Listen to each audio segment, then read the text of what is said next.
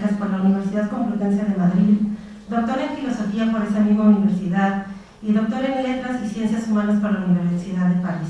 Ha sido profesor de la Universidad Politécnica de Madrid y de la Facultad de Filosofía de la Universidad del País Vasco, donde fue catedrático de Lógica y Filosofía de la Ciencia.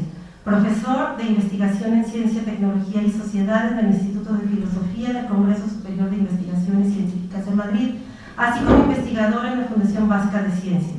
Como dijo Mario, es investigador, filósofo, matemático. Sus principales campos de investigación son la filosofía de la ciencia, la tecnología, la ética de la ciencia, el estudio de las relaciones entre tecnología, ciencia, sociedad y las nuevas tecnologías de la información, así como sus estudios en innovación. Ha recibido premios como el Premio de Anagrama del Ensayo en 1995, el Premio Euskadi de Investigación, el Premio Nacional de Ensayo, entre otros, y es autor de numerosas obras, entre las que destaco Telépolis, Los Señores del Aire y la Telépolis y el Tercer Entorno, La Luz de la Luciérnaga, Diálogos de Innovación Social, Entre Cavernas, de Platón al Cerebro, pasando por Internet. Le doy la palabra, doctor. Muchísimas gracias por estar aquí. Con mucho gusto estoy con ustedes a compartir un rato y sobre todo a dialogar con ustedes. Será lo más interesante, sin duda. Bueno, para dialogar siempre conviene que haya un marco, digamos, de diálogo precisamente, lo cual no quiere decir que sea de acuerdo, sino precisamente de acuerdo o desacuerdo. Eso será lo interesante. Bueno, el título, digamos, tan largo que habían puesto lo he reducido yo mismo a los temas que trabajo. Vamos, yo del tercer entorno llevo años trabajando, voy a aludir a ello, y ahora trabajo sobre tecnopersonas. Mi próximo libro de ensayos será sobre tecnopersonas y tecnopolítica, y bueno, por lo tanto he juntado simplemente las dos cosas. Voy a empezar hablando, digamos, del pasado, ¿no? Y quiero ir llegando a lo actual. Bien, entonces, la idea básica, vamos, hay hasta 6 ideas básicas que voy a plantear como marco de mi intervención, de mi discurso. La primera idea es ya de finales del siglo pasado, en mi caso. Yo publiqué Telépolis en el año 1994, y luego Cosmopolitas Domésticos en 1995, por lo cual me dieron el premio Anagrama. Telépolis era, por así decirlo, en las tecnologías de la información y de la comunicación pensadas e interpretadas a escala global, o sea, digamos, y por lo tanto la construcción de una ciudad planetaria en el aire, por eso luego Telépolis, el tercer entorno y los señores del aire. Digamos, bueno, no voy a entrar en Telépolis porque me llevaría lejos. Cosmopolitas Domésticos era esa misma estructura topológica, ante todo, y métrica, puesto que mi formación inicial es matemática, en tanto nuevo espacio social, pero ya que se ha introducido en las casas, en los ámbitos domésticos, cosmopolitas domésticos. Entonces, aquí la idea de que a través de las pantallas de las casas, sean de televisión, sean de computadoras, hoy en aquel momento todavía la telefonía móvil, los celulares, pues no lo sabía en el 1995, pero hoy en día, digamos, los móviles son como nuestra casa, o sea, nuestra casa portátil, o sea, portátil y bien, pero digamos es otro de nuestros ámbitos de identidad. Bien, entonces ya en el libro de 1999, el tercer entorno, teoricé más en conjunto lo del sistema tecnológico TIC, que es un poco la noción técnica importante. Digamos, yo tengo una concepción, no solo yo, o sea, esto proviene de Miguel Ángel Quintanilla, un catedrático de la Universidad de Salamanca, que propuso en 1988 una concepción sistémica de las tecnologías, en donde lo importante no es cada tecnología por separado, sino la generación, la conformación de un sistema tecnológico. Normalmente por convergencia tecnológica, por ensamblamiento de diferentes tecnologías. Bien, entonces el sistema tecnológico TIC, que incluía la televisión, incluía las tarjetas de crédito, incluía la radio también, hay radio digital, incluía las tecnologías de la digitalización, incluía los satélites de telecomunicaciones, incluía las torres de telefonía, incluye hoy en día las torres de telefonía móvil, incluye las redes de fibra por las cuales circulan los bits, es decir, bueno, entonces un conjunto de tecnologías con orígenes muy diversos, todas ellas, fueron convergiendo y generaron un sistema en el cual se le denominó tecnologías de la información y de la comunicación. Ya anticipo que esa denominación en aquella época valía, me refiero a la década final del siglo pasado, pero hoy en día ya no. O sea, es decir, seguir hablando, sigue habiendo tecnologías de la información y de la comunicación, pero entre tanto ese sistema tecnológico se ha hibridado, se ha combinado con otros sistemas tecnológicos, en particular con el sistema nanotecnológico, con la biotecnología y con las ciencias cognitivas o la inteligencia artificial en particular, y entonces por lo tanto ya en el año 2019-2020 en realidad el sistema tecnológico TIC ya no es la denominación adecuada para hablar del tercer entorno. Bien. Bueno, entonces la hipótesis básica es la de los tres entornos. Yo la formulé en el libro de 1999, la mantengo sin modificación porque considero que heurísticamente es muy útil para pensar, para reflexionar. Entonces, como a mí me ha sido muy útil y a otras muchas personas, no solo en España, sino también en otros países, entonces la idea es que los seres humanos hemos vivido y seguimos viviendo en el planeta Tierra, que todavía no nos hemos ido a Marte, algunos locos quieren ir a Marte hoy, pues allá ellos, o sea, cada cual es muy loco de pagar dinero por suicidarse, ¿no? Tecnológicamente. Bien, en cualquier caso, seguiremos viviendo en el planeta Tierra y en la biosfera, y nos hemos interrelacionado pues, con el medio ambiente, con digamos, la naturaleza. No voy a entrar en discusiones sobre el término naturaleza, pero para simplificar, la physis, he dicho en términos filosóficos, la physis como lo teorizaron los pensadores griegos.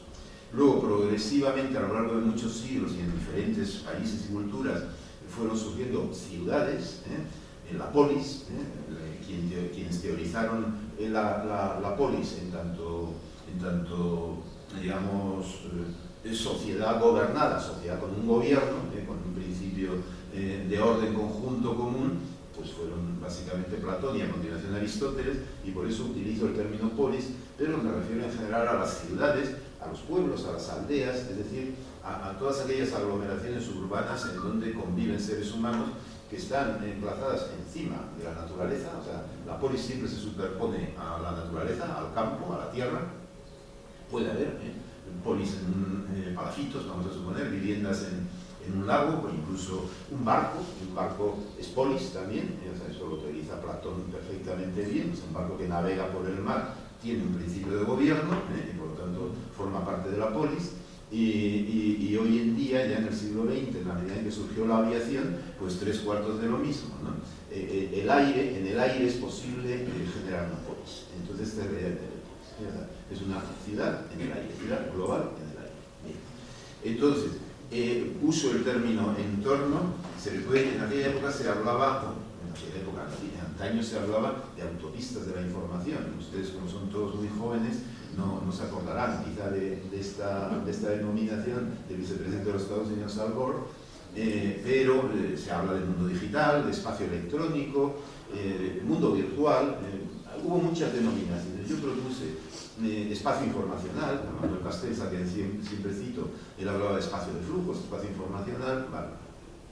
Yo preferí usar el tercer entorno precisamente por dos motivos básicos. Primero, para marcar la enorme relevancia que para mí, que era mi hipótesis, iba a tener ese nuevo espacio social. O sea, la idea es que una cosa son las tecnologías y otra cosa es que esas tecnologías, una vez que se han consolidado, desarrollado, impulsado, etcétera, por teoría general de sistemas, generan propiedades emergentes. Entonces la idea es que el sistema tecnológico TIC generó como propiedad emergente ni más ni menos que un nuevo espacio social. Y esta es la hipótesis, por lo tanto, fuerte. O sea, entonces, y por lo tanto yo no me preocupaba lo más mínimo ni por las máquinas, ni por los artefactos, ni por las obsesiones estas, si nos dominarán las máquinas o no. No. O sea, en todo caso nos dominará el poder que gobierne el espacio, el nuevo espacio social. O sea, nos gobernarán seres humanos, o sea, con certeza, ¿no? Entonces estos son los señores del aire. O sea, es decir, que es la segunda hipótesis a la cual voy a pasar a continuación. Pero antes de pasar a eso, tercer entorno, por lo tanto, para marcar que si el primero, la biosfera, a la naturaleza, ha sido muy importante para la especie humana y también para las especies animales, claro está. La polis ha sido muy importante para la especie humana, también para las especies animales. hay animales domesticados, están las ratas son un producto, digamos, auténtico de la polis, las ratas de ciudad, no me refiero a las ratas del campo, ¿no? Entonces, quiero decir que las ciudades, hasta los zoológicos son producto de la polis. Un zoológico no existe en la naturaleza, en la polis sí. O sea, esto plantea graves problemas precisamente hoy en día con el movimiento animalista. Bien, dejo esta cuestión. En todo caso, digamos, la idea es que este tercer entorno iba a ser, en primer lugar, iba a ser tan relevante como la biosfera o la polis, y en segundo lugar, está en torno a nosotros. Entonces, esta es la idea clave. Yo tengo por lo tanto la noción de entorno, como supongo que lo hacen ustedes en esta línea de investigación y de trabajo que tienen. Yo soy matemático de origen, la noción de entorno es la base de la topología. Entonces, por lo tanto, y ocurría que cada vez teníamos ya en los años 94, 95, en torno a nosotros teníamos siempre, no sé, los árboles, el campo, el agua, el mar, etcétera. Teníamos las carreteras, los coches, los edificios, etcétera, pero en torno a nosotros iban cayendo, estaban ya las tarjetas de débito y crédito, estaba la pantalla de la televisión, arrancó inmediatamente la telefonía digital, estaba Internet. O sea, entonces, en torno a nosotros, y hoy en día en torno a nosotros ya no es en torno a nosotros, sino que hoy en día, en particular, por lo menos en España, pero en México exactamente igual, y en todos los países del mundo, casi todos, los chicos y las chicas en particular van ya embebidos en el tercer entorno. Digamos, su mundo es el tercer entorno. Y entonces, mucho más que la ciudad y mucho más, desde luego, que la naturaleza. Serán ecologistas, no cabe, pero voy a hacer un pequeño tema para el debate. La noción de, para mí, el ecologismo y sobre todo el animalismo es producto directo del tercer entorno. Es decir, que es precisamente desde el momento en que hemos aprendido a ver a los animales y a las plantas también, claro está, a distancia mediante tecnologías, mediante programas ecologistas, no es lo mismo ver a un león, a un toro, voy a poner un ejemplo muy español, un toro es un animal muy tranquilo, que pasta y no se mete con nadie, excepto si te acercas a su territorio. Si entras en su territorio, entonces te embiste, te ataca y te puede destrozar, ¿no?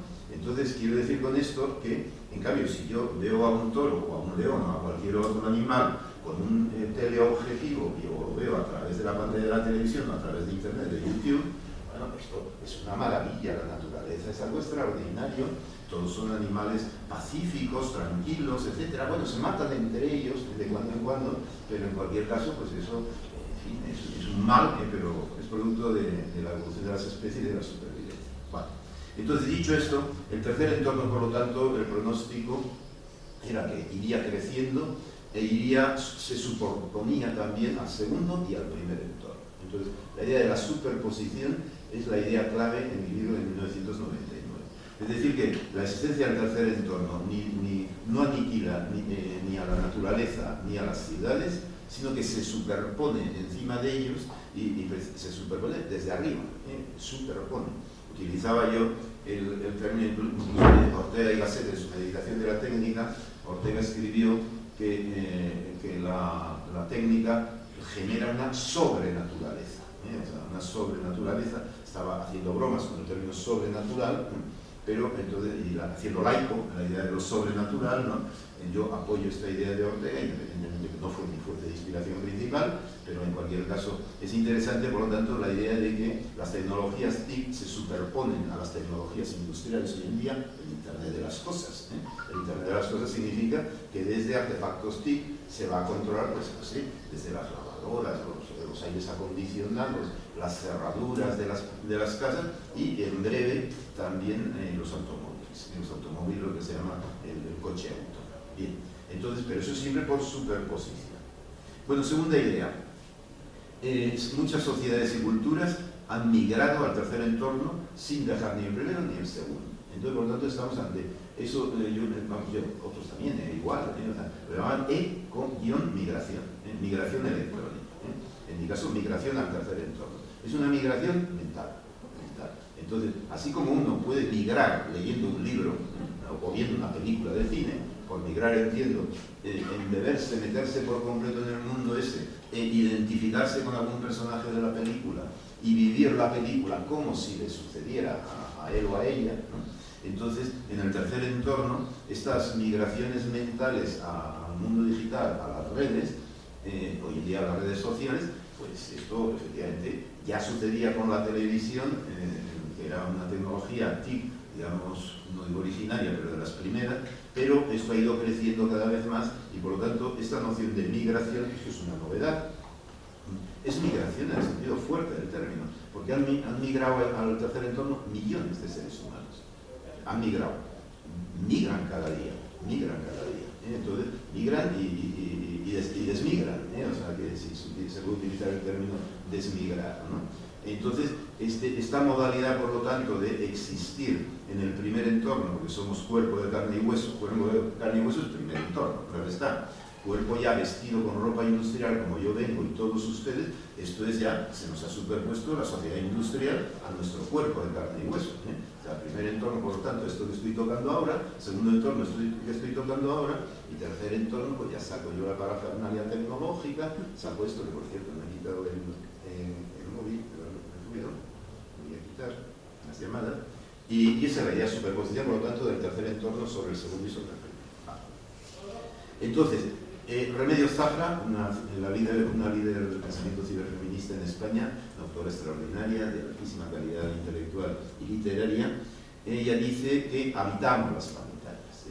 La idea de Life on the Screen ya es un libro anterior, pero habitar es más fuerte que vivir, ¿no? O sea, desde luego vivimos en las pantallas, pero habitarla es el desafío, ¿no? O sea, y esta profesora de la Universidad de Sevilla, antropóloga, como ustedes, como la mayoría de ustedes, digamos, es una gran pensadora sobre estos temas. Bueno, pero la hipótesis fuerte, la segunda gran hipótesis mía, es que el tercer entorno, ya no el 99, o sea, basta ya de decir, el futuro será, llegarán las nuevas tecnologías. No, las nuevas tecnologías han llegado, ya en el 99 ya estaban, y ya se podía analizar lo que había sucedido.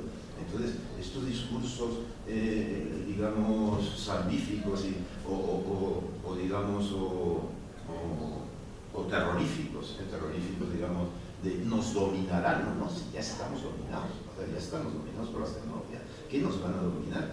Pues nos pueden dominar más de lo que ya estamos dominados por los señores del aire.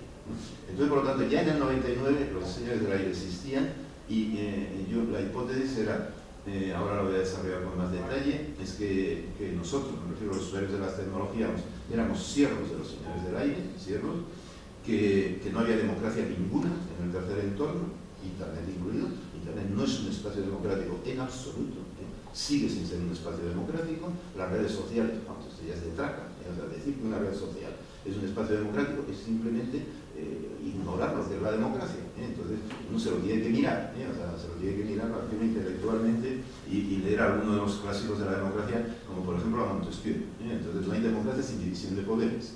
Con esto estoy anticipando algo que voy a comentar a continuación. Bien, entonces a estos señores del aire que yo decía en el 99, ahora, como ahí surgió la metáfora del cloud computing, entonces ahora todo el mundo cree que estamos en las nubes, que subimos a la nube, porque estamos en las nubes. No nos enteramos de que la nube no hay tal cosa, y lo mismo que hice en el Instituto de Investigaciones Filosóficas el otro día, pues esto es la nube, esto es la nube auténtica, al natural no, al artificial y como si fuera de verdad, ¿no? O sea que, entonces, aquí es donde, este es el hábitat de las tecnopersonas. ¿Es esto un hábitat? Esa es la tesis fuerte, ¿no? La propuesta fuerte sobre las tecnopersonas. Aquí no hay organismos, o sea, con todo mi cariño y respeto a Donna Haraway, a que citaba en mi libro 99 y comentaba, esto no son tribus, es otro tipo de entidad. Con esto ya aclaro una cuestión que bueno, podemos dialogar luego sobre ella, pero no estoy hablando de organismos cuando hablo de tecnopersonas, sino de entidades, personas que han surgido a partir de organismos, pero que donde existen es en este tipo de hábitats, en las nubes gestionadas por los señores del aire. Esto es Google, esto es una de las nubes de Google. Entonces, yo no sé si es cierto o no, pero bueno, como me lo dijeron, lo traslado. O sea, no estoy haciendo Twitter, yo no soy usuario de Twitter, faltaría más, pero sí a través de la palabra transmito twitters. O sea, que a través de la palabra, a mí en Buenos Aires me dijeron, dando una conferencia sobre estos temas, en el diálogo final, me dijeron que alguna de las grandes nubes de Google, para funcionar, requiere 3 centrales nucleares. Entonces, yo no sé, eso habrá que comprobarlo o no, no es broma. O sea, no es broma, aunque sea una. Es decir, el consumo de las llamadas nubes, y alguna vez el movimiento ecologista tendrá que empezar a enterarse de del acto de responsabilidad de transmitir vídeos por el móvil.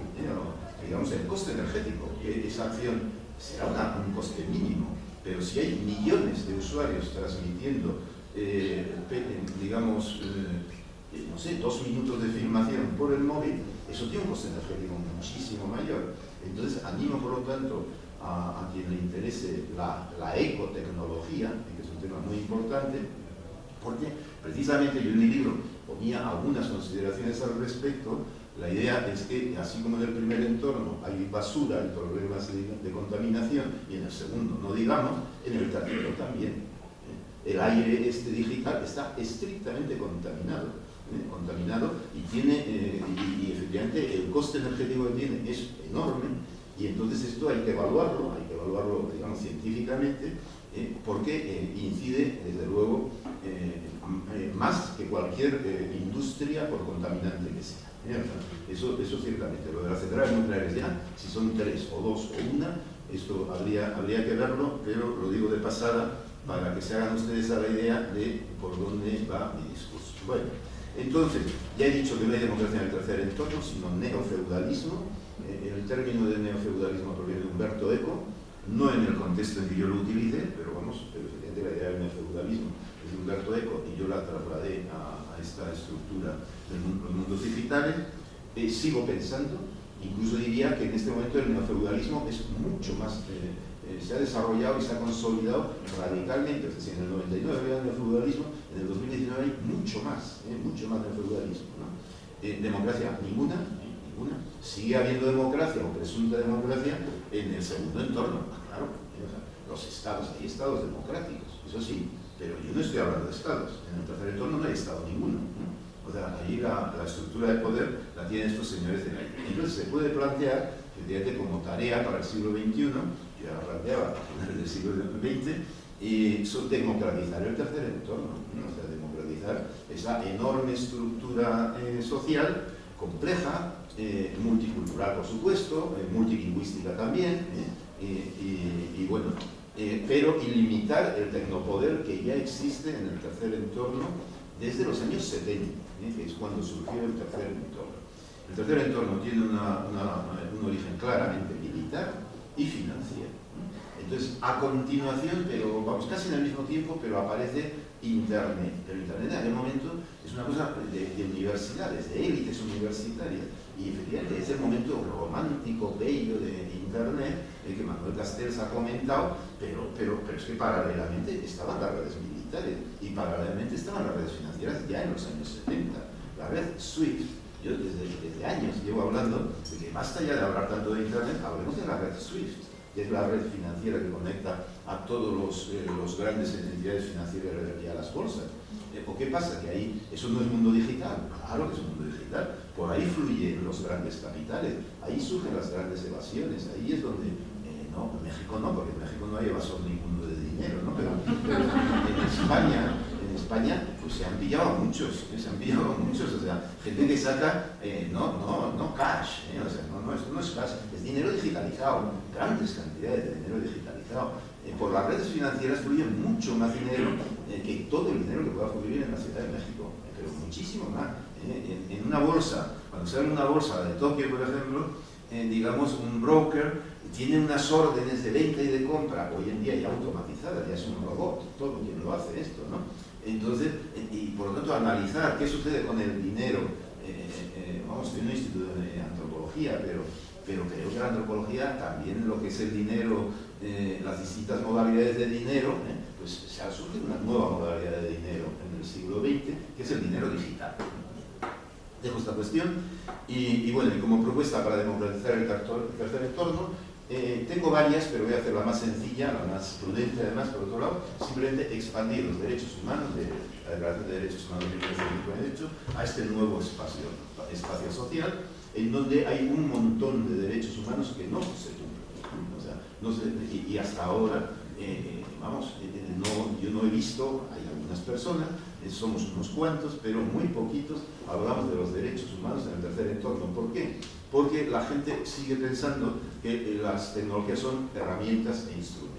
Ese es el gran error conceptual, pensar que este teléfono celular mío, esto es una herramienta y que yo la utilizo como me dé la gana. Al revés, es esta tecnología, no la tecnología, sino el señor del aire correspondiente quien me utiliza a mí. O sea que, entonces esto es la base, digamos, de las propuestas que venía a hacerles aquí.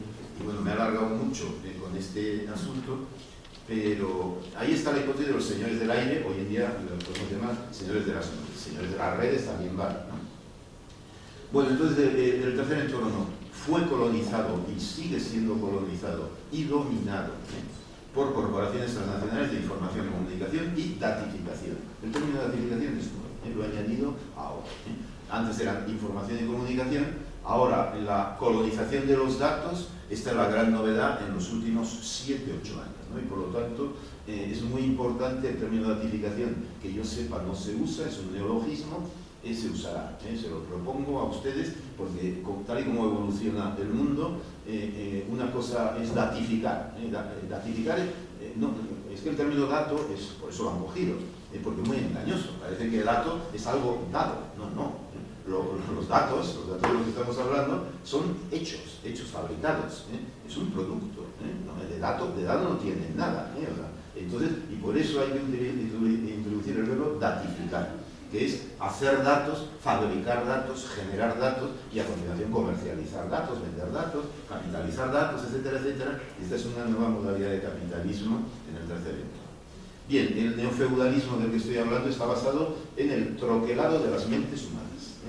Entonces, o sea que los señores del aire lo que marcan son las mentes. Los señores feudales de la época del feudalismo europeo marcaban los cuerpos. O sea, le ponían a uno la marca o le obligaban a llevar el sayo correspondiente, etcétera, etcétera, ¿no? Y en cambio, estos señores del aire lo que marcan son las mentes. Entonces, si uno es usuario, pues qué sé yo, voy a poner un ejemplo trivial, ¿no? De Microsoft, entonces ve el mundo como si fuera por ventanas.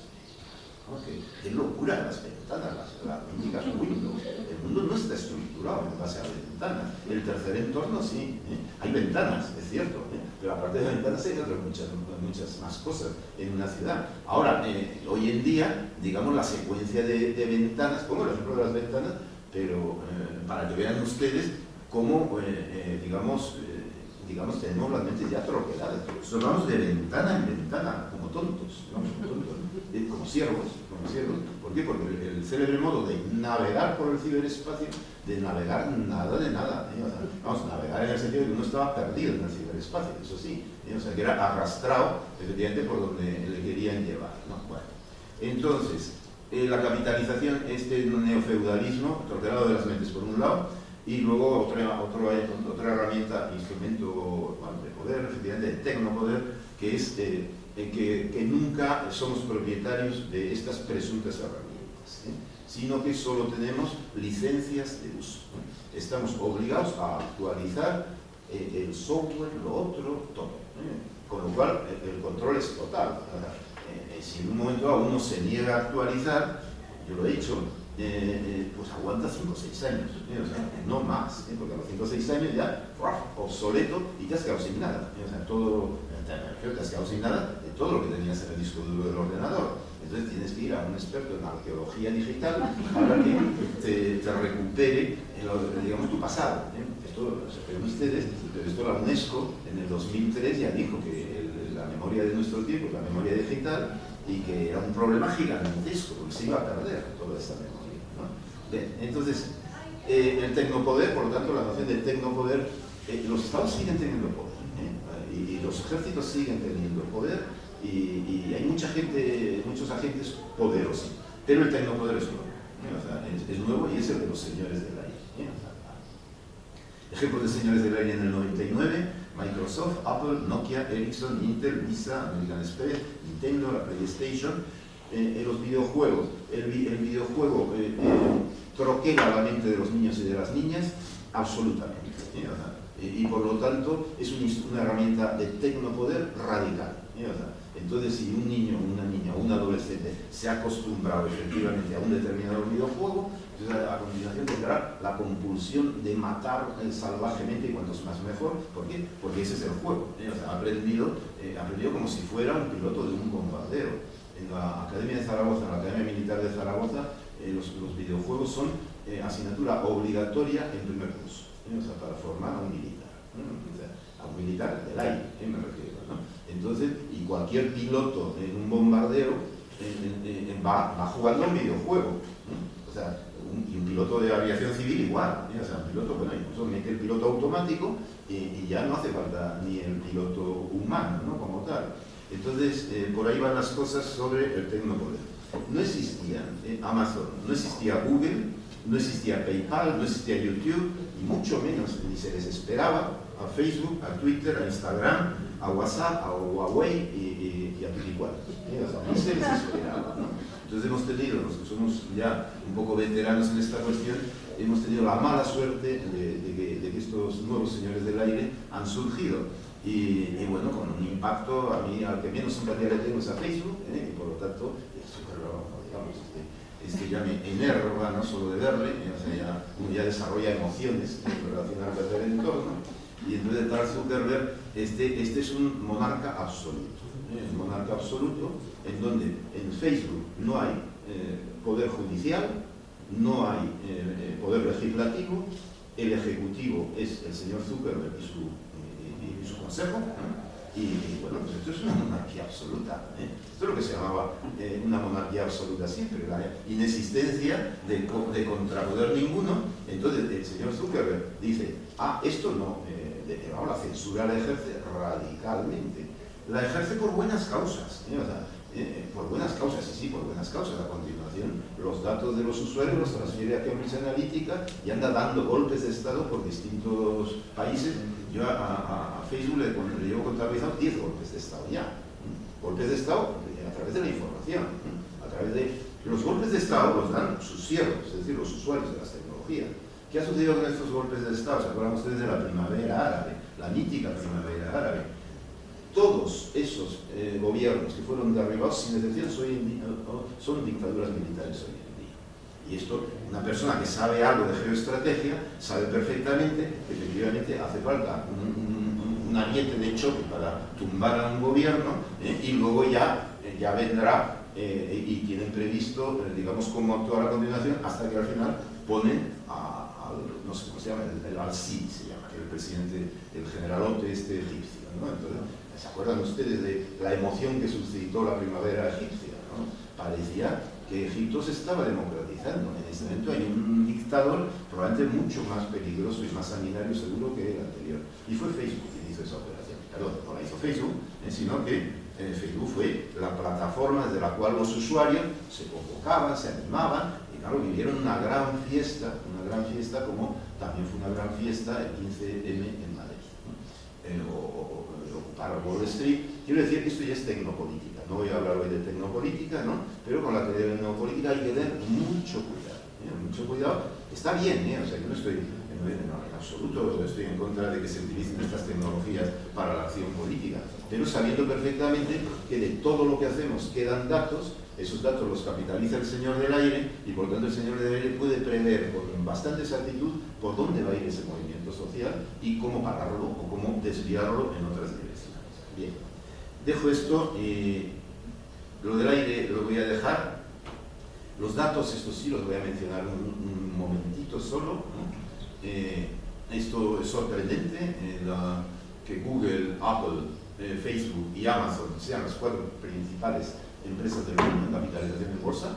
Ya no hay aquí ni empresas petrolíferas, ni empresas metalúrgicas, ni tonterías.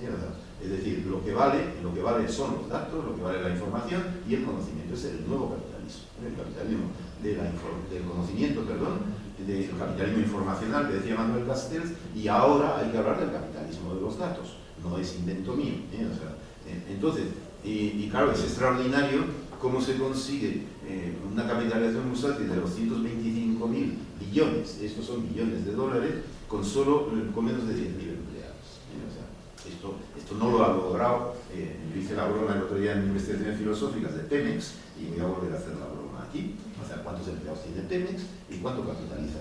Bueno, no en bolsa, porque eso es una empresa pública, pero supongamos que fuera privatizada, cosa que se intentó muchas veces con Pemex, ¿cuánto valdría en bolsa? Estaría en la empresa en el orden 1000 y pico del mundo, ¿no? Mientras que estas son las 4 primeras. Hay una empresa petrolífera norteamericana, cuyo nombre no me viene, que estaba la 8ª y ya se ha ido para la cola, o sea, digamos de 10 para abajo. Mientras que en las 10 primeras han entrado ya 2 chinas, 2 empresas chinas de datos, todas ellas, de datos y de información, ¿no? Entonces, cuando sucede esto con la bolsa, con el capital, pues algo está sucediendo, algo está sucediendo. Es sorprendente, a mí, vamos, el estupor todavía, digamos, ya no tengo hipótesis explicativas, ¿no? Como en concreto, pues Google y Facebook lo hacen esto con productos gratuitos, regalando. Esto ya me parece ya, no artistas, ser la empresa más rica del mundo, regalando el producto. Esto realmente es el invento de la piedra filosofal, ¿no? No la piedra filosofal, sino la cornucopia. La cornucopia, entonces es usar Google y empieza Google a recoger dinero, a recoger dólares, ¿no? Entonces, bien, dejo esta cuestión, lo de la nube ya lo he proyectado, dejo esta muy brevemente, en 5 minutos más. Democracia en tercer entorno, no hay tal cosa, sino neofeudalismo, y luego paso a las tecnopersonas, y con eso doy por terminada mi exposición para el diálogo con ustedes. Efectivamente, en las nubes hay millones de gente que se conectan a ellas. Incluso hay unos ingenuos intelectuales que piensan que multitud es democracia. Error craso.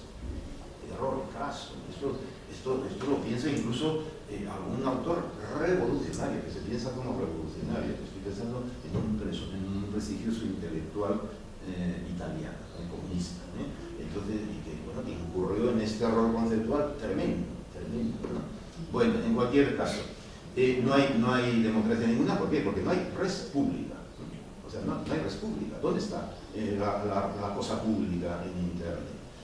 Bueno, en Internet también. En Internet sí hay cosa pública. Queda algo de cosa pública, pero desde luego en Facebook no. En Facebook es cosa privada. Todo es de Facebook. Otra cosa es que el uso sea del público, eso sí. O sea, es decir, que el señor del aire es tan liberal y tan generoso y tan bondadoso que nos deja usar gratuitamente sus bienes. ¿Qué ocurre con esos bienes? Que son bienes que nosotros nos subimos.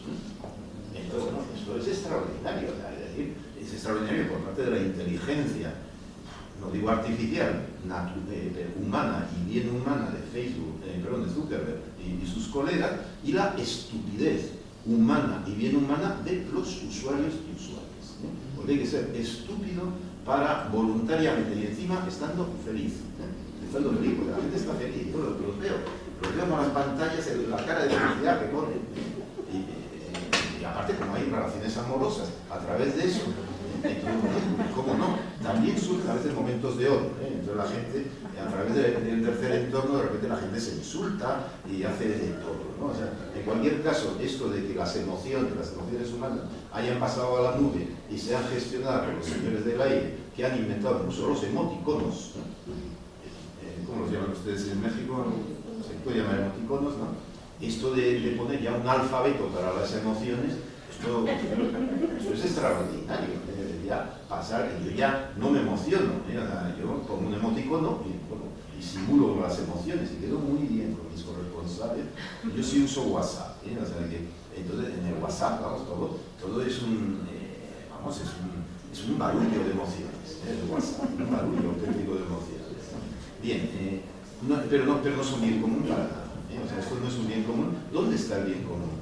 ¿Son las redes de telefonía bien común? No, las redes de telefonía son privadas y bien privadas. ¿Son los satélites de telecomunicación bien común? Tampoco. Son privados y bien privados, o a lo sumo de los gobiernos de los estados, pero de ninguna manera esos están controlados por militares, básicamente, ¿no? El GPS, se lo digo, yo entiendo que viviendo en el Ciudad de México, uno tiene que ser siervo del GPS, ¿no? Pero vayan ustedes liberándose, porque el GPS es una tecnología militar, sigue siendo una tecnología militar, y por lo menos la Unión Europea, que no ha hecho casi nada en este negociado del aire, pero por lo menos ya el proyecto Galileo es civil, y el proyecto Galileo ya ofrece servicios comparables a los del GPS. No estoy haciendo un discurso europeísta, en absoluto. Ustedes son libres hasta que Latinoamérica genere su propia nube latinoamericana. Ahí les quiero ver, a todos los grandes pensadores de la región latinoamericana. Hagan ustedes su nube, empezando por la nube mexicana, empezando por la nube de la UNAM. No hay tal nube en la UNAM. Mientras que a la UNAM sí llega la nube europea, el ROAM. Yo en mi computadora me llega el ROAM. ¿Por qué? Porque está el satélite de telecomunicaciones europeo por arriba. Entonces, esto es, digamos, el poder desde el aire. Bueno, no hay una instancia de apelación, no hay parlamento, no hay... Entonces, pero voy a lo de los súbditos. Yo era más moderado en el 99, me he radicalizado un poquito.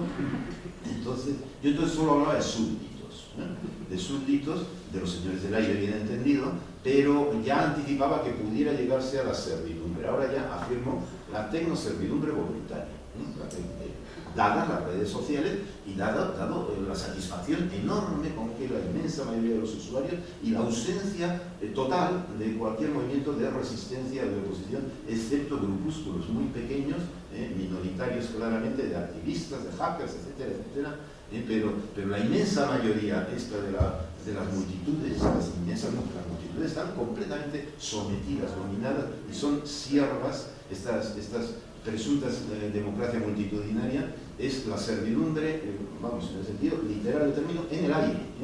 En tierra no, en tierra se manifestarán y vamos, quemarán lo que sea y derribarán gobiernos, pero en tierra es segundo en todo. La batalla está en el aire, la batalla por el poder está en el aire en el siglo XXI. Vale. Entonces, el momento clave en donde uno se convierte en súbdito es cuando pincha hacer. Entonces hay un momento importante, al entrar en el tercer entorno, en la pantalla, aparece, se plantea una y otra vez, en la actualización. Cuando uno actualiza su software, tiene que pinchar acepto. Y vamos, a mí me sucede unas 6 veces al día, prácticamente, acepto o no acepto. Cuando uno entra en cualquier web y le dan una contraseña, pero hay que pinchar luego acepto. Estamos hablando de que en una web no hay problema, porque al fin y al cabo hay muchas webs que son muy beneméritas y son estructuras civiles, pero el señor del aire no, el señor del aire, el acepto, al pinchar, aceptar, yo esto siempre lo recomiendo y siempre lo digo en todas mis conferencias, al menos una vez en la vida hay que mirar, el aceptar significa esto y aquello, abrir esto, cosa que nadie hace, y entonces se da uno cuenta, yo esto lo hice en el año 97-98, me quedé horrorizado de lo que yo estaba afirmando si pinchaba aceptar. O sea, era la renuncia a mi condición de ciudadano español, el sometimiento a las normas y a los tribunales, que caso que yo pleiteara con el señor del aire correspondiente, en aquella época Microsoft, me sometía yo a los tribunales que Microsoft me nombrara en el condado de California X. Me iba a ser un poco costoso pleitear con un abogado, como claro, esos son los abogados en Estados Unidos, pleitear ante el juzgado de California, ¿no? Entonces, claro, vamos, esto es el término que no se usan ustedes, pero en España se usa mucho, el término es el trágala, es decir, te ponen un embudo en la boca y traga. Pues eso es el acepto, o sea, uno puede intentar, pues no trago, y bueno, pues no tragas, no acepto, ¿vale? Te quedas sin nada. Te quedas fuera de las redes, te quedas fuera del uso del software y te quedas sin actualizar el software, que es lo que yo he practicado unos cuantos años hasta que al final pues uno evidentemente se tiene que resignar en el sentido literal del término. Y bien, entonces el negocio consiste en la acumulación y capitalización de los datos de consumo y uso. Este es el motor de la economía tecnocapitalista en el tercer. O sea que la base de la riqueza es el uso de los usuarios y los datos que estos usuarios generan. Y bueno, ya, si no solo generan datos de uso, sino que encima suben fotos a la red, vídeos a YouTube, no sé, libros a Internet, me refiero a Facebook, yo subir a Wikipedia, etcétera, ninguna oposición, ¿no? digamos, a espacios de common ground, es decir, que hay pequeñas zonas de bienes públicos en el tercer entorno. Pero la inmensa mayoría no es así y por lo tanto en eso consiste el negocio. Bien, y termino con las tecnopersonas. Entonces la idea, esto ya es novedoso, novedoso no, es nuevo. La evolución del tercer entorno desde el 99 ha evolucionado claramente, ya lo decían algunos autores como Ignacio Ramonet en la época esta de finales de los 90 del siglo pasado, que estas tecnologías ante todo eran tecnologías de control, pero él hablaba de control desde el Estado. Esto es Assange y hay mucha gente que lo que teme es el 1984 de Orwell, pero en el 1984 de Orwell el señor del aire es el Estado. Mi propuesta ya entonces, hace 20 años, es que no, que los estados, naturalmente los estados también tienen sus sistemas de control en el aire, etcétera, tienen sus nubes, faltaría más.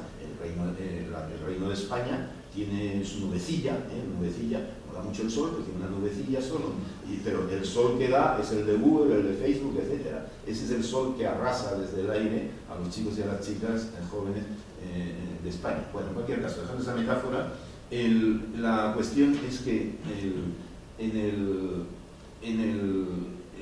el avance de estas tecnologías, del sistema tecnológico TIC, sobre todo en el momento en que se ha combinado con las nanotecnologías y con las ciencias cognitivas, entonces ya claramente el objetivo es conquistar las mentes humanas. Lo llamaban en el 2001, en el programa Nano Bioinfocogno de la National Science Foundation, lo llamaban la conquista del cerebro. Esto está enunciado como tal. Ahora lo han quitado. Pero en el 2001, esto lo leí en el 2003, y ahí se hablaba de la conquista del cerebro. Han quitado esa terminología, pero en los documentos que en este momento son disponibles. Pero, sin embargo, el objetivo permanecía exactamente igual. Y entonces por ahí, digamos, esta robotización de las personas, y en cualquier caso, en aquella época el objetivo, que eso sigue apareciendo, era introducir chips biológicamente compatibles con las neuronas, de tal manera en el cerebro humano que fueran emisores y receptores, de tal manera que efectivamente desde un ordenador lejano se pudiera incluso saber lo que uno piensa, o saber cuando uno se emociona. No me refiero, hoy en día se hace todavía desde fuera del cerebro humano, pero no con cascos. O sea, mi hija que estudia neurociencias en Londres, ya ha terminado su asignatura en neurociencias, hay un casquito que es como un gorro de bañador, con unos puntitos, y con esto ya te explora el cerebro. Ella, su máster lo ha hecho sobre los sueños, o sea, cómo se explora el sueño, digamos. Esto es el programa Nano Bioinfocogno, y por ahí vamos hacia las tecnopersonas. Entonces, las tecnopersonas no son los tecnocuerpos hay, o sea, tecnocuerpos hay, Donna Haraway son los cyborgs, y no solo humanos. Esto es muy importante que lo presente. Esto yo lo sé por mi hija. O sea, mi hija obviamente no ha metido chips a seres humanos, pero a ratas sí. O sea, y esto requiere unas habilidades, requiere tener un diploma para experimentar con animales. En Gran Bretaña se requiere un diploma, está muy estudiado, hay muchas condiciones para que a uno le autoricen a experimentar con animales, y no con cualquier animal. Pero los ratones, pues ahí están. Y claro, yo entre los animalistas hay pocos defensores de las ratas de ciudad. Yo siempre defiendo las ratas de ciudad, que son producto de la polis, y por lo tanto no son muy mascotas, no son muy dóciles, ¿no? Pero son nuestras, son nuestras ratas, son nuestras ratas. Entonces, por lo tanto, soy un defensor de las ratas de ciudad y de otras especies que no están muy de moda en el movimiento animalista, pero que hay que plantear, O sea, entonces, volviendo a la cuestión tecno, desde luego, ahora se habla de transhumanos. No hay transhumanos sin transanimales, porque primero se harán los transanimales y luego no vendrán los transhumanos. Entonces, se habla de los transhumanos, mejorar la especie humana. Bueno, pero primero mejorar las ratas. Las ratas, por lo menos las de laboratorio, las de ciudad, son un poco más difíciles de dejarse mejorar, ¿no? Entonces, al final, algunos humanos pues nos iremos a convivir con las ratas de ciudad, las alcantarillas, para defendernos de que nos hagan transhumanos o transratas, ¿no? O sea, Bien, entonces, con esto ya estoy terminando. En términos más serios, no solo hay tecnopersonas, claro está, también hay tecnoobjetos en esta nube que les he proyectado. Esto está tecnopersona, ahí están mis datos, mis correos electrónicos. Este mismo vídeo está ya metido en la nube, claro está, ¿no? O sea que yo ya he pasado esta conferencia, como está siendo encima digitalizada y emitida en directo, pues nosotros estamos aquí, pero ya estamos en la nube, o sea, ya estamos en la nube.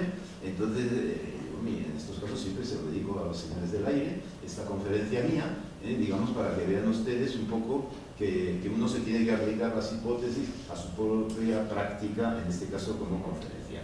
Bien, terminando con las tecnopersonas, filosóficamente hablando, es muy importante, las tecnopersonas no tienen conciencia, no tenemos conciencia. Es muy dudoso que quepa hablar, yo todavía no lo he decidido, con mi doctoranda, o sea, este libro va a ser conjuntamente con una doctoranda mía que ella habla de tecnopolítica. Y bueno, entonces no hemos decidido todavía si vamos a decir, a introducir la noción de tecnosujeto, o sea, estamos en la duda.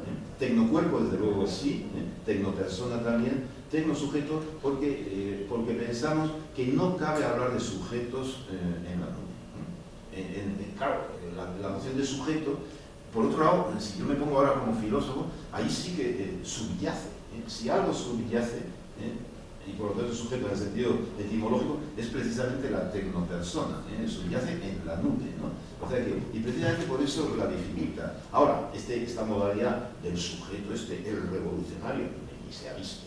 No ha habido ninguna rebelión en la nube, salvo 4 hackers que han intentado entrar a la nube a pegar, ¿no? O a robar datos. Bien, es elogiable, es decir, este tipo de acciones, ¿no? En cualquier caso, la conciencia no la tenemos, nosotros desde nuestra mente no tenemos conciencia, no sabemos nuestros datos, no los conocemos, no tenemos derecho a obtener nuestros datos en absoluto. Pídanselo ustedes al señor Zuckerberg, si son usuarios de Facebook. Pídanle, oiga, señor Zuckerberg, señor Mark, querido Mark, ¿no? Yo me puedo bajar todos los datos que tiene usted míos, ¿no? O sea, inmediatamente empezarán a vigilarles a ustedes e igual les echan a continuación de Facebook como ya personas presuntamente peligrosas, ¿no? Bien, y segundo argumento que no quiero dejar de... Perdón, si alguien tiene conciencia de lo que son las tecnopersonas, es precisamente el señor del aire, ¿no? Con lo cual tendríamos una heteroconciencia en lugar de una autoconciencia, ¿no? Entonces es un tema filosóficamente muy importante, entiendo que para antropólogos también y antropólogas, y por lo tanto con esto ya casi termino. Porque el último tema importante que hay que prescindir, es imprescindible mencionar, es que lo que se ha transformado en el tercer entorno, una de las muchas cosas, se han transformado las lenguas, los idiomas. Y entonces, claro, los idiomas ya es una estructura fuertemente cultural, fuertemente identitaria. Estamos constituidos por las lenguas que aprendemos a hablar, las propias culturas, los colectivos. Entonces, todas, sin excepción, todas las lenguas humanas, más los sistemas de comunicación de los animales entre sí, el canto de los pájaros, voy a mencionar solo uno, el canto de los pájaros está perfectamente digitalizado, está estudiadísimo, el cerebro de los pájaros también. Nosotros, mi hija conoce un investigador en Burdeos, Francia, que trabaja precisamente sobre la mente de los pájaros y sobre el canto de los pájaros, trabaja bien entendido en el tercer entorno. ¿Dónde va a ser? En el tecnopájaro, por así decirlo. Bien, entonces, el logos tiene una enorme tradición en filosofía, imagínense, todos mis queridos colegas con los cuales me voy esta tarde allí, yo allí cuando estoy con todos mis colegas, no voy a atacar la noción de logos, porque vamos, me expulsarían del gremio de filósofos prácticamente. El logos, esto ya lo dijo Derrida, ¿no? El logocentrismo, ¿no? O sea, y bueno, en cualquier caso, yo propongo el término de tecno-logos. Tiene que ver con tecnología, pero el tecnologos es la digitalización y la transformación tecnológica de las lenguas humanas y en general de los códigos de comunicación que hay en la biosfera. Bien, y termino simplemente diciendo lo de los derechos, no lo voy a comentar, pero como les he dicho que una de las cosas, igual no lo pueden leer ustedes, pero no se queda aquí mi presentación, El derecho primero, vamos, el primero no puedo decirlo, pero uno de los derechos fundamentales de los seres humanos en el tercer entorno es el anonimato. Entonces, yo esto lo decía en el 99, lo mantengo. Digamos, para que haya tecnopersonas con una cierta autonomía, el anonimato es condición sine qua non.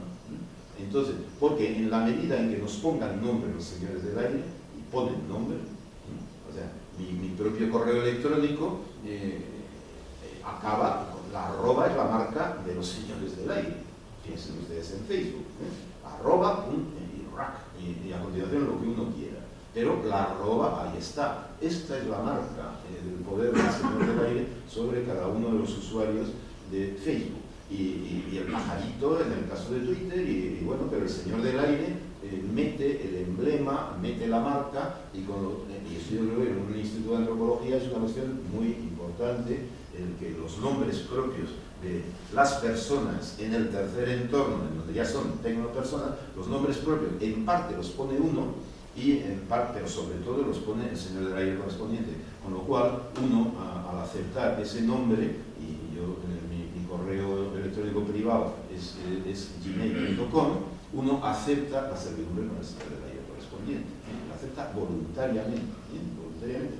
¿Por qué? Porque si no, no se puede relacionar con los demás seres humanos de su época, y este es el gran tema, el gran debate que quería suscitar. Muchísimas gracias, pero yo sobre todo he venido a dialogar, como lamento de haberme alargado excesivamente, pero como les veía a ustedes atentos y atentas, pues me parece que quería cerrar con esto sin comentar estas cosas, salvo una cosa que sí voy a comentar, porque eso es imprescindible, lo dije en el homenaje, los tecnomuertos. Los tecnomuertos, hay que defender el derecho a la muerte digna en el tercer entorno, no solo en el segundo. O sea, hay que defender el derecho a la muerte en el tercer entorno, porque los señores del aire no lo permiten, no permiten morirse en el tercer entorno. No hay derecho al olvido. Entonces, uno, si intenta, le dicen ustedes también al señor Mark Zuckerberg, bueno, ya que no me da usted los datos, entonces bórrelos y yo ya me muero para usted. Bueno, entonces ya va a haber carcajadas satánicas, ¿no? O sea, por parte de uno, usted no se ha enterado de lo que es Facebook, porque está todavía en la ingenuidad de pensar que yo era un señor del aire bondadoso y que le iba a devolver todos los datos que usted voluntariamente me ha... Pero por favor, usted, si le hace falta un psiquiatra, un tecnopsiquiatra, pues yo mismo se lo proporciono. Muchísimas gracias.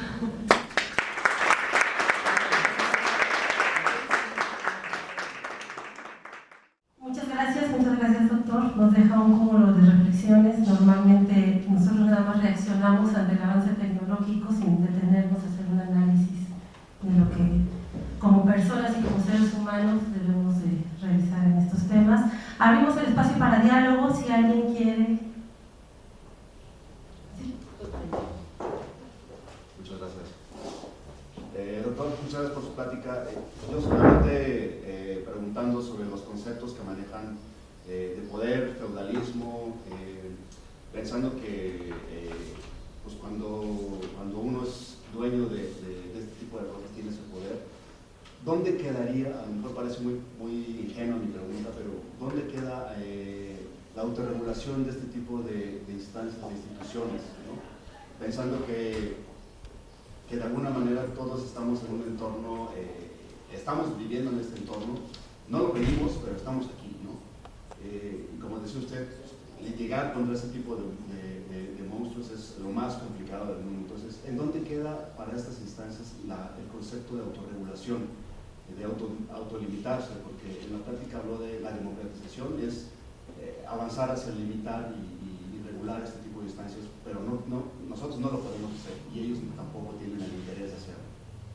Bueno, no solo no tiene el interés de hacerlo, sino que su interés consiste en lo contrario, en romper cualquier límite y cualquier barrera, por ejemplo, la intimidad. O sea, otro de mis autores, en fin, aparte de Zuckerberg, Harari en su libro Homo Deus, Harari es como el gran propagandista de los señores del aire, ¿no? Y claro, predica la inmortalidad, predica la felicidad, el placer total, Si ustedes se leen Homo Deus con atención y a partir de la página 300, que claro, la gente ya tiene paciencia para llegar, él es un gran escritor, y por lo tanto, por supuesto que si ustedes han leído Homo Deus, han llegado a las 300 y han llegado hasta el final. Supongamos esto.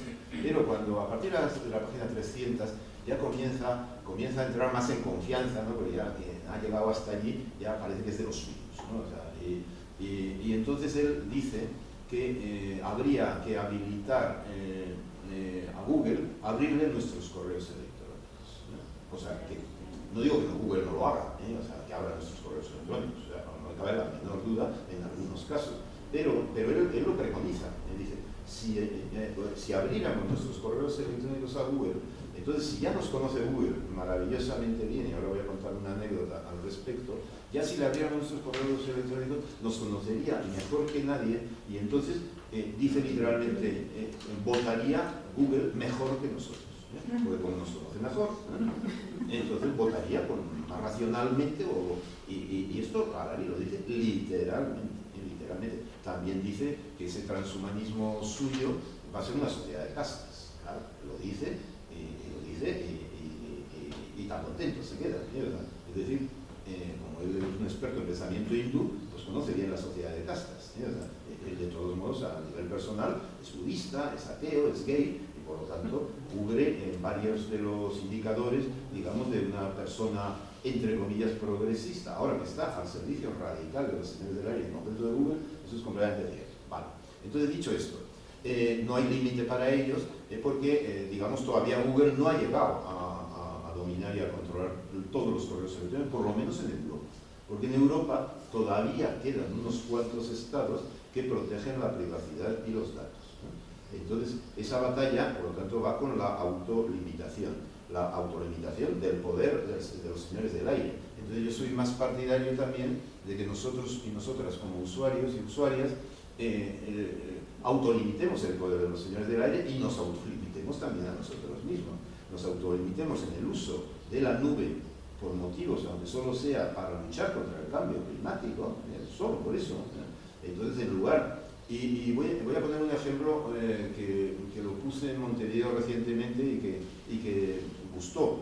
Un concierto de rock. En todos chicos y chicas jóvenes, pongan 15 a 20 años, todos con su telefonía móvil, gran concierto de rock, ruido, vamos, estrépito, tecnología, por supuesto, todo, y continuamente miles de celulares, no solo filmando y emitiendo inmediatamente en directo. O sea, el ruido en un concierto de rock, el ruido urbano, físico, me refiero, pues es gigantesco, ¿no? Pero el ruido informacional de la emisión de todos esos vídeos en directo a través de la nube, que es lo que hacen todos los chicos y chicas que asisten, más todos, ¿no? El 90%, ¿no? Entonces, eso en un momento dado, pues se lo tendrán que reflexionar. Si de verdad están luchando contra el cambio climático, porque eso hace mucho más daño que 100.000 libros, 100.000 libros de papel, o sea, quema mucho más árboles el concierto de rock sin que haya papel alguno que los libros, o sea, entonces hay que empezar a debatir y a ser un poco, no digo impertinente, pero sí inoportuno, o sea, para promover precisamente la autolimitación. La autolimitación en el uso de estas tecnologías, eso va a ser una virtud ciudadana en el tercer entorno y lo que hay que intentar, sobre todo, es que el poder de los señores del aire sea limitado, o sea, limitar el poder de los señores del aire. ¿Cómo? Pues como Montesquieu, ¿con quién va a ser? Vamos, con Montesquieu repensado, poniendo límites al poder ejecutivo de Zuckerberg y de los demás, poniendo un parlamento en Facebook, elegido por los usuarios, jueces en Facebook también, expertos no estoy hablando de justicia global, esto es otra cosa, es justicia en el tercer entorno, y tiene que haber tecnojueces, que dominadores de la tecnología, y entonces por ahí va, o sea, los límites al poder, y luego uno en tanto usuario que se tiene que autorregular si quiere ser una tecnopersona, vamos, más o menos libre o como lo quiera llamar usted. ¿Y el Estado en el segundo entorno puede ser todavía un ente para apoyar esta regulación. Eso, todavía algunos estados desempeñan una función útil, aunque su poder es menguante, claramente.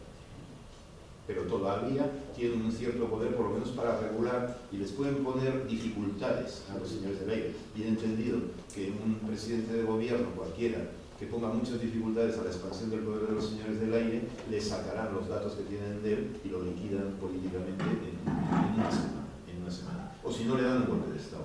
Un golpe de Estado, movilizan a los usuarios contra ese señor o señora. Buenas tardes. Yo he sido una defensora del tercer entorno, en el sentido de que siempre... Yo también, yo defiendo el tercer entorno. Ok. Entonces quería saber su opinión en relación con... desde mi punto de vista, el tercer entorno ha favorecido en temas de transparencia, rendición de cuentas, acceso a la información de los gobiernos. Los gobiernos también son una especie de tecnopersonas, ¿no? Sí, claro, los gobiernos, los estados son tecnopersonas. Ajá, entonces, en esta concepción quería saber su opinión con relación a este tipo de cosas y en particular al concepto de gobierno abierto, en el cual de alguna manera las tecnopersonas se apropian de un poder adicional en términos del uso. Digo, sé que la proporción es mínima, pero del uso y el apropiamiento de la información a fin de crear aplicaciones o servicios que sean para el ciudadano y que den beneficios, o sea, ahí donde se intersecta el tercer entorno con el segundo, ¿no? Entonces quería saber sí. profundizar. Le voy a poner un ejemplo. Yo codirijo en realidad una tesis doctoral aquí en México, en la Universidad de Baja California Sur. Y toda la semana pasada, que estaba en Ciudad de México, 3 días he estado con mi doctoranda, ¿no? O sea, una mujer inteligentísima. Su tema de tesis es empoderamiento de las mujeres a través de las TIC, empoderamiento en el tercer entorno. Ella tiene completamente asumida, y por eso quería hablar conmigo largo y tendido durante varios días, porque ya está terminando ya su tesis doctoral sobre el tercer entorno y las distintas formas de empoderamiento de las mujeres. Eso es clarísimo. Ella pone excelentes ejemplos del empoderamiento de las mujeres, blogueras, en fin, un montón de ejemplos realmente notables en México, en donde, y ese es su primer argumento, en donde las mujeres, y hay más mujeres usuarias de Internet que varones, ¿no? O sea, 51 a 49. Entonces su primer argumento, que es un buen argumento, decía, es el primer gran espacio social en donde las mujeres, en donde hay paridad auténtica, y por lo tanto yo estoy a favor del tercer entorno. Ahora, estoy a favor del tercer entorno civil y gestionado por los propios usuarios, ¿no? O sea, y esto y por las usuarias, ¿eh? O sea, entonces, segundo argumento a tener en cuenta, que yo ya lo ponía en el año 99, el tercer entorno, voy a volver a proyectar la imagen esta, la imagen de la nube esta, aquí el género no se ve por ningún lado. Aquí no hay marca de género, ¿no? No tiene por qué haber marca de género en el tercer entorno. No tendría que, ¿no? Ahora, ¿qué ocurre? Que sí que inmediatamente los señores del aire son tecnopatriarcas, o sea, son tecnopatriarcas en el sentido literal del término. ¿Hay alguna mujer en estas 4 grandes empresas que he mencionado, en Google, en Amazon, en Apple o en Facebook? Ninguna, ni se la espera, me refiero, no va a ser una mujer quien suceda a Zuckerberg, seguro, seguro. En su grupo de trabajadores, cuando compareció Zuckerberg ante el Senado de los Estados Unidos de América, había unos 20 varones y 4 o 5 mujeres. O sea, entonces, por lo tanto, digamos, el empoderamiento, estoy poniendo el ejemplo de las mujeres, porque para que vea usted hasta qué punto yo estoy a favor del tercer entorno, pero de un tercer entorno, efectivamente, en donde se ha limitado el poder de los señores del aire, y esta mujer, que se llama Jacqueline Valenzuela, va a hablar de contrapoder. Y yo estoy a favor de eso. O sea, en el tercer entorno pueden surgir formas de contrapoder que limiten el poder de los señores del aire, y hay que ir a ello. Movimientos sociales, no solo el feminismo de tercer entorno. Ahora, con respecto al segundo entorno y los efectos beneficiosos del tercero sobre el segundo, pues bien, ya este mismo ejemplo que estoy poniendo es claro, ¿no? Pero la cuestión no es esa, la cuestión no es esa. La cuestión es el poder en el tercer entorno. O sea, ahí es donde la iniciativa no ha surgido todavía.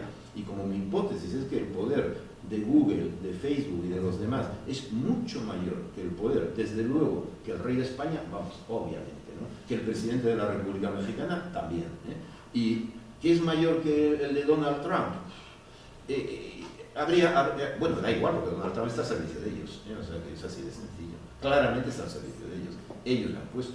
Facebook hizo Cambridge Analytica, hicieron la batalla contra la señora Clinton, a la que yo no tengo simpatía en particular, o sea, pero en cualquier caso, que digamos el último golpe de Estado que Facebook y estos señores del aire tecnológico han dado, son los propios Estados Unidos de América. Entonces, no se van a pelear con Trump, porque Trump, digamos, cuando salga la tasa Google, por ejemplo, que en la Unión Europea se va a aprobar la tasa Google, y la OCDE va a sacar una tasa Google, eso sorprendente que la OCDE se meta en estos berenjenales, ¿no? O sea, pero claro, digamos ya el clamor es tan considerable con respecto al enriquecimiento salvaje y excesivo que estas grandes empresas tienen y el poder que van generando, que entonces ya muchos estados, desde luego el gobierno de España y muchos gobiernos europeos, pero sí se ha propagado la tasa Tobin, se llama, la tasa Google, ¿no? Que ya empiecen a pagar impuestos a esas empresas transnacionales allí en función de los negocios que tengan en cada uno de los países. Eso solo en España se calcula que son 12.000 millones de euros, no es broma, o sea, 12.000 millones de euros, Google, Facebook no sé cuánto, o sea, entonces hablamos de muchísimo dinero que solo si cotizaran impuestos, solo cotizando impuestos, entonces estos son límites al tecnopoder. Sería buenísimo que efectivamente el beneficio sería muy considerable si cualquier estado o gobierno consiguiera que Google cotizara, Google México o Google España, o sea, que cotizara lo que le corresponde cotizar en función del volumen de negocio y del volumen de actividad.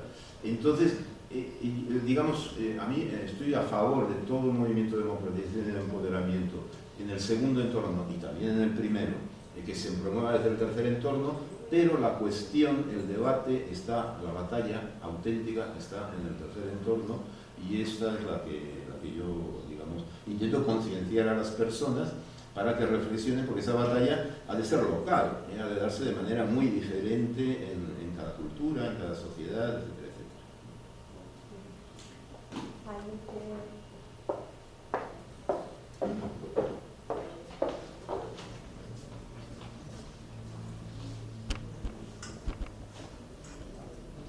Buenas tardes. Estaba pensando un poco en esta cuestión de la política en el tercer entorno, que como usted nos ha dicho, es una tiranía. Tecnopolítica, eso es tecnopolítica. Siga, perdón. Hay un señor feudal que es el dueño del medio, y además él es el que determina qué es lo que se publica, qué es lo que se piensa y qué es lo que se comparte. Estaba pensando también un poco en Aristóteles, el concepto de polis en Aristóteles, que desarrolla precisamente en el libro de la política. Él empieza hablando de la koiné, la comunidad, y dice que la comunidad se compone de dos elementos: la economía, que sería la comunidad doméstica, y la polis, que es la comunidad política. Ahora bien, mientras la economía se compone de relaciones entre el esposo y la esposa, el padre y el hijo, y el amo y el esclavo, la polis se compone de individuos libres que tienen la misma capacidad de gobernar. Ahora bien, estaba pensando un poco en esta cuestión de la idea de la democracia. Pues una democracia solamente es posible cuando hay individuos que tienen la misma capacidad de gobernar, ¿verdad? En el tercer entorno, pues obviamente no hay una democracia, como usted nos ha estado diciendo, por el hecho de que nosotros no tenemos la capacidad de determinar ni de gobernar en ese tercer entorno, porque pues hay un señor feudal o hay un tirano en todo caso. Estaba pensando un poco cómo se puede contrarrestar el poder del señor de los aires si nosotros no tenemos el acceso al medio de comunicación, más que como usuario. Estaba pensando un poco en esta cuestión de la educación.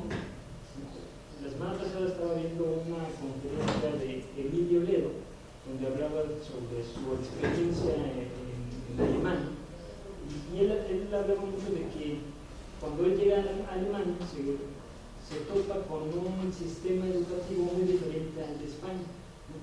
Seguramente pues, es muy parecido al de México, donde al individuo se le enseña cómo pensar, a qué autores leer. Entonces él dice que en Alemania él lo que encontraba era de que los profesores llegaban y se ponían a hablar, a desarrollar un tema, pero se le daba la libertad al alumno de elegir sus temas, sus bibliografías, es decir, no se le formateaba, sino más bien se le estimulaba a generar la capacidad de criterio. Pero estaba pensando que probablemente esa sea la vía para poder hacer un contrapeso al señor de los aires, ¿no? al tirano del tercer entorno. Educar a los individuos, educarlos a nosotros mismos, pero para tener un criterio y no compartir mecánicamente el contenido del tercer entorno, ¿no? No solamente será el individuo que le da clic al me gusta o al emoticón, sino el individuo que tiene la capacidad de hacer propio ese contenido. Voy a centrarme en lo último, en la educación, es un tema importantísimo. En el libro del 99, de las 50 últimas páginas era sobre educación en el tercer entorno, ¿no? Y bueno, en cualquier caso, en mi elogio a Emilio Lledó, que es una persona, filósofo, un gran pensador, además a él me ha ayudado a mí personalmente, aunque yo he sido alumno suyo, no he tenido la suerte de ser alumno suyo, porque todos los que han sido alumnos suyos dicen que fue y sigue siendo un profesor extraordinario, ¿no? Ahora, dicho esto, en el tercer entorno, la noción de educación ya es cuestionable, o sea, entonces ya por entrar a fondo, directo a la cuestión, Entonces la noción es aprendizaje, esto, por lo tanto, no lo digo yo, sino esto tiene que ver con los sistemas de innovación, en concreto con Google. Bueno, Judith Schultz, una uruguaya, y su compañero, su pareja, el rector de la Universidad de Montevideo, bueno, pues ya me vendrá su nombre, hablan de espacios interactivos de aprendizaje. Esa es una noción importantísima, espacios interactivos de aprendizaje, y eso es lo que hay que hacer en la red, generar espacios interactivos de aprendizaje con tecnologías no propietarias, con gestión cooperativa, o sea, comunitaria, y estos serán, digamos, pequeños núcleos de libertad o de ciudadanía emergente en el tercer entorno, que podrán estar vigilados o no por los señores del aire. Bueno, pues estarán vigilados, no pasa nada, ya estamos suficientemente vigilados y controlados.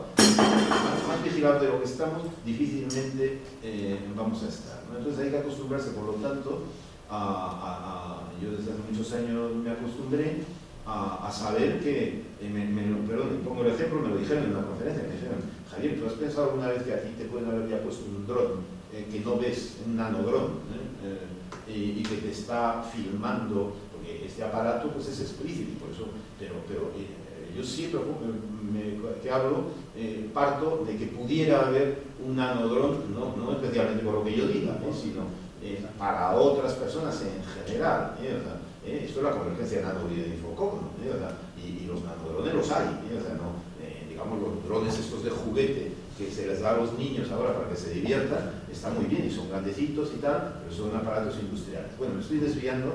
En cualquier caso, vuelvo a la educación y al aprendizaje. La generación de espacios interactivos de aprendizaje es la clave de lo que antes se llamaba educación en el tercer entorno. Vale, esto es punto primero. Entonces, ahí, ¿qué ocurre? Que uno puede poner efectivamente lecturas, imágenes, obras de arte, música, no sé, habilidades culinarias, cómo se cocina. No solo estamos hablando de educación universitaria, en el País Vasco, digamos, aprender a cocinar pues es muy importante, y esto genera riqueza, o aprender a dibujar, a diseñar, a hacer un cómic, estamos hablando, y esto es perfectamente posible, y eso es empoderamiento de los usuarios y usuarias en el tercer entorno. Ahora, ¿qué ocurre? Que los señores del aire ya te lo han hecho, Entonces, voy a poner un ejemplo más radical todavía, que siempre suelo poner, porque porque me impresiona verlo, lo veo en mi propia ciudad, en San Sebastián, donde vivo. Entonces los niños de 2 años, todavía no han empezado a hablar, van todavía en el cochecito de ruedas y llevan un chupete metido en la boca y un celular al lado, en la mano izquierda o en la derecha. Y llevan, por tanto, los 2 chupetes. El chupete de primer entorno, el primero segundo, y el chupete de tercer entorno. Entonces, ahí se está troceando el cerebro.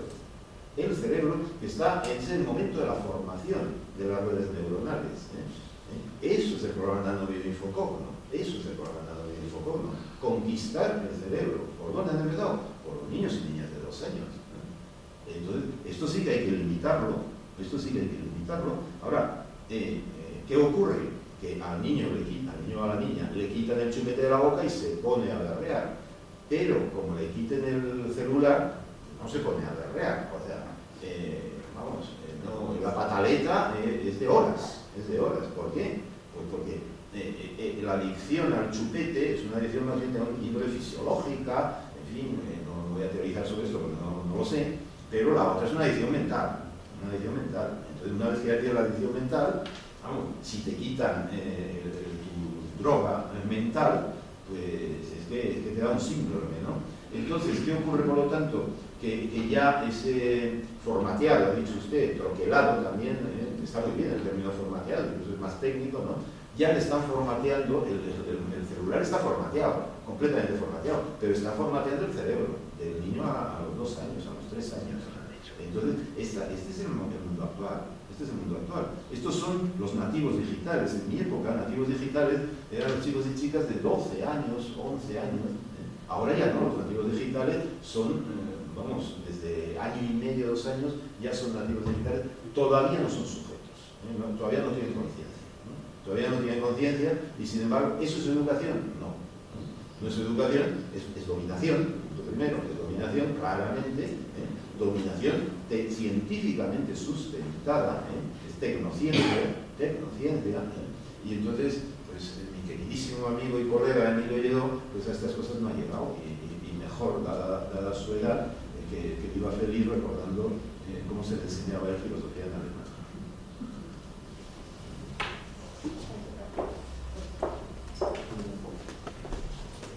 Sí, gracias.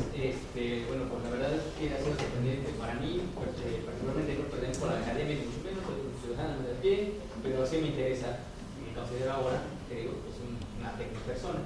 Entonces, bueno, ya veremos, no tecnopersonas, hay grados, o sea, hay que hacer muchas cosas para ser tecnopersonas, sí. Ok. Bueno, es decir, más bien usuario, ¿no? O usuario, perdón, o habitante de eso sí. Pero bueno, algo que me llamó ahorita de tantas cosas que me preocupan es que hay un anuncio de Facebook que en estos días, ayer no lo sé, de que ya van a lanzar su moneda. Claro.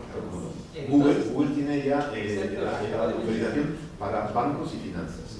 Exacto, y la moneda de Facebook se va a llamar Libra, sale para el 20 o para el 21, pero está enfocado a mercados emergentes o países en desarrollo. México es uno de ellos, y obviamente el anuncio pues habla de países como, no sé, quizá la India, no sé, me imagino, algo así, y incluso cita a México, Ciudad de México. ¿Qué impacto va a tener para nosotros? No sé, de entrada yo lo veía como quizá algo positivo, porque quizá tanta gente que no tiene acceso a los créditos, ahora lo va a hacer. Pero de pronto, en un caso local, veo la situación de Electra, es una tienda que en realidad es abusiva, cobra mucho más que los establecimientos de cierta categoría. Entonces, no sé cuál sería el impacto de la moneda si se aterriza esa situación, ¿no? De la moneda de Facebook. No sería fantástico, le voy a citar a usted, no me dice su nombre, en mis próximas conferencias le voy a citar a usted, porque un ejemplo me va perfecto para mi discurso. Vamos a ver, voy a responderle preguntándole a usted primero, ¿qué va a hacer usted con sus pesos? O sea, ¿los va a convertir a libras de Facebook? No, para mí... ¿O los va a mantener como pesos mexicanos? No, yo creo que hasta ahorita me quedo con, ya tengo quejas con el sistema financiero, no me gusta y me siento víctima de él también, pues creo que hasta ahí es suficiente. Todavía me cuesta mucho arriesgarme al mundo virtual, es decir, incluso... Eso sería pasar a tecnopersona, bueno, ok, sí, compra en línea de pronto. No, eso bien, pero me cuesta trabajo. No, pero eso sería invertir, eso ya es un nivel mayor de tecnopersona, porque usted entonces invertiría en la moneda de Google. Y y ya el peso mexicano se hundiría si se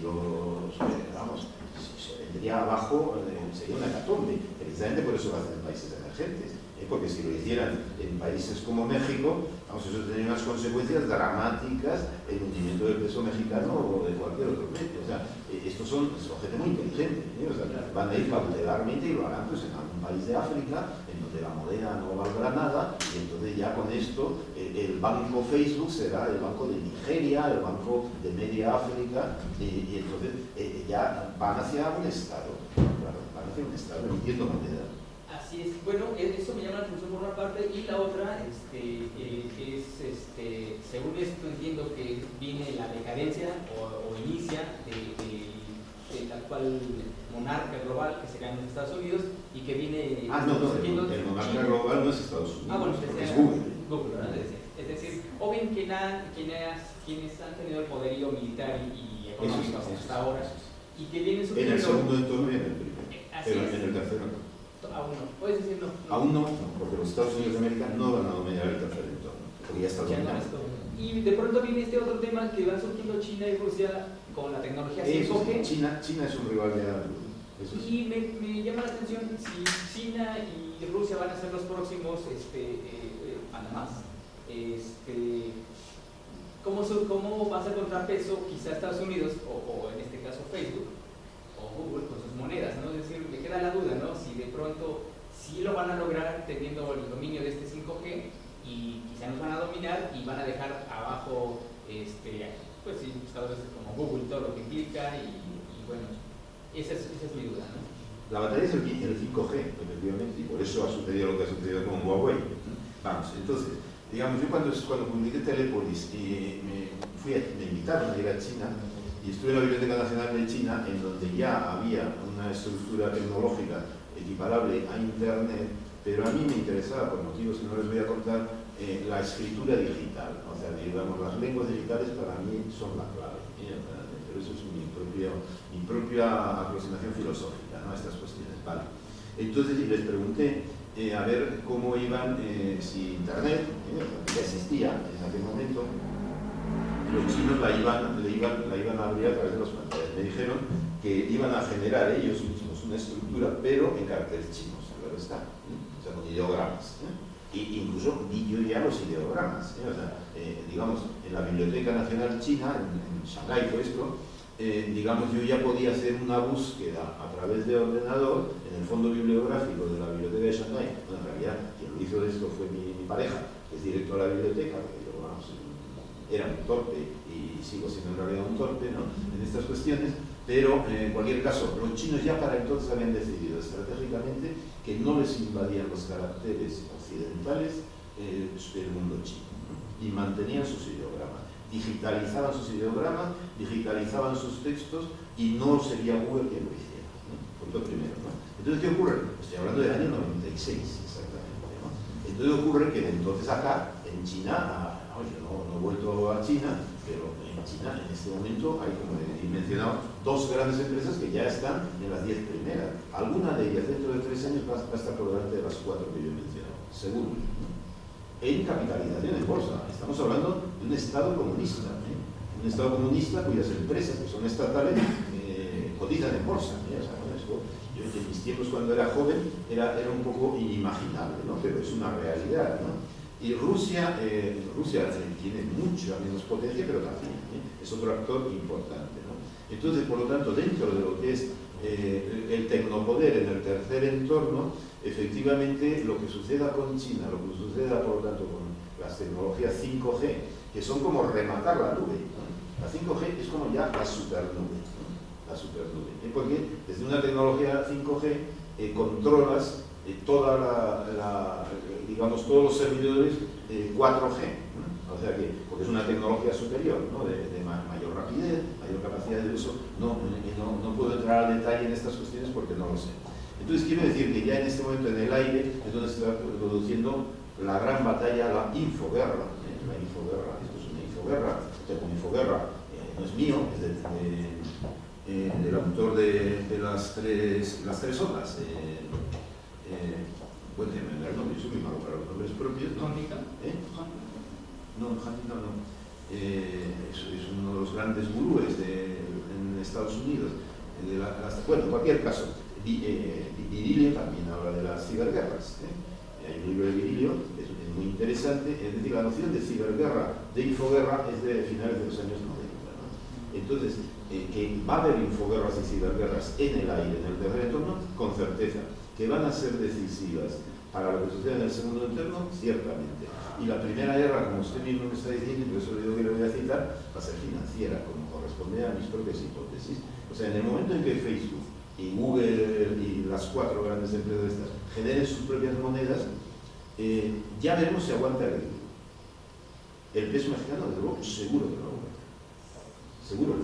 Sí, ya se habla, nos hablamos del Internet de las cosas, ahora se supone ya viene el Internet. El dinero es una cosa, la moneda no es una cosa.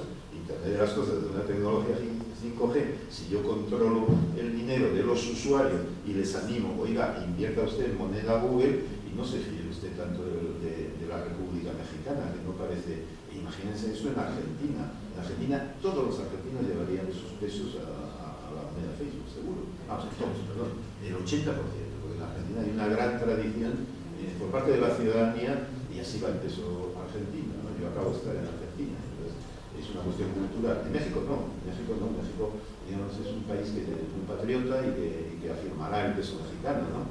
Pero la tentación de moneda Google a los niños o niñas, si a estos bebés les han enseñado desde los 3 años lo que es la moneda Facebook, o sea, luego en la escuela se les enseñará lo que es el peso mexicano, pero eso será 3 años después. Es decir, esta es la clave de mi argumento, ¿no? Es decir, que el proceso de aprendizaje se ha producido antes de ir a la escuela, ¿no? Y los padres ni se han enterado, porque no se pueden enterar, porque no tienen conciencia, y para ellos es como un chupete, o sea, que no me dé la murga el niño o la niña y que esté contento, y bueno, si está ahí jugando y toquiteando tal, en ese momento está desarrollando sus redes neuronales, el crío y la cría.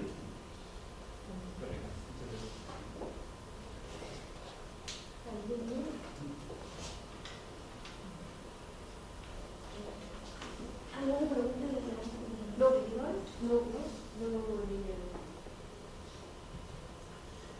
Pues yo ya he terminado concluyo diciendo que por lo tanto las tecnopersonas inician su vida digital a los 2 años, año y medio, 2 años, ¿no? Y por lo tanto no son cibos. Eso no estoy hablando de un organismo, estoy hablando de una mente dominada desde el tercer entorno, controlada, troquelada, formateada desde el tercer entorno. Y eso es la noción de tecnopersona, que es lo que estamos elaborando mi doctorando y yo, que está aquí en el Congreso de Filosofía. Y pues muchísimas gracias por haberme invitado, porque a mí esto me ha permitido avanzar, como siempre ha sucedido por todas mis conferencias, avanzar netamente en la elaboración